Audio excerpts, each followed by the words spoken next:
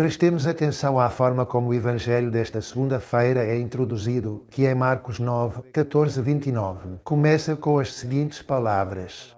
Naquele tempo, Jesus e os 3 discípulos desceram da montanha e voltaram para onde estavam os outros discípulos. Viram muita gente à volta e alguns escribas discutindo com eles. Ou seja, o cenário em que acontece este evangelho de hoje é posterior ao episódio da Transfiguração.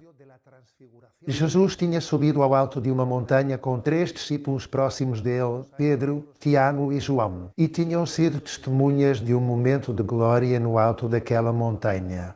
O Pai tinha-se manifestado pela voz do Espírito Santo e mostrado a glória de Jesus Cristo.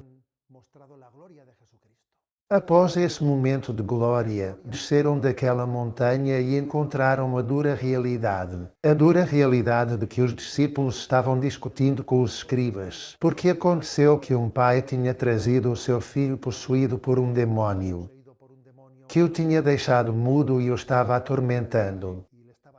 E os discípulos não tinham sido capazes de expulsar aquele demónio. Jesus encontra a dura realidade de que os seus discípulos ainda não tinham fé suficiente.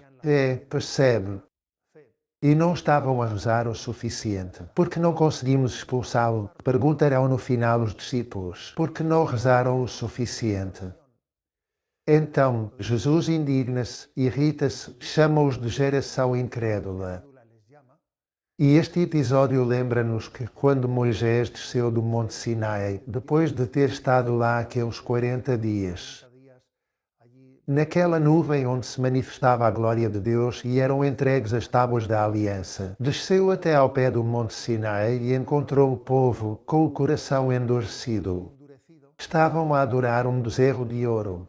É um episódio que recorda esse momento, não é? Jesus indigna-se, mas com paciência, prepara-se para fazer essa libertação do demónio daquele menino.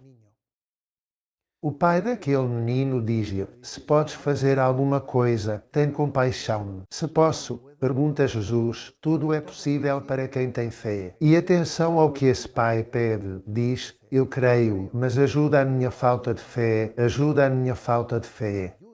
E então Jesus realiza esse exorcismo de libertação, ao mesmo tempo que desperta a fé daquele homem que humildemente tinha dito, eu creio, mas ajuda a minha falta de fé. Jesus, digamos que faz 2 libertações, expulsa o demónio do seu filho e ao mesmo tempo dá-lhe o dom da fé, liberta-o da incredulidade daquele homem. Jesus aumenta a nossa fé, expulsa o demónio da incredulidade de nós. A bênção de Deus Todo-Poderoso, Pai, Filho e Espírito Santo desça sobre vós.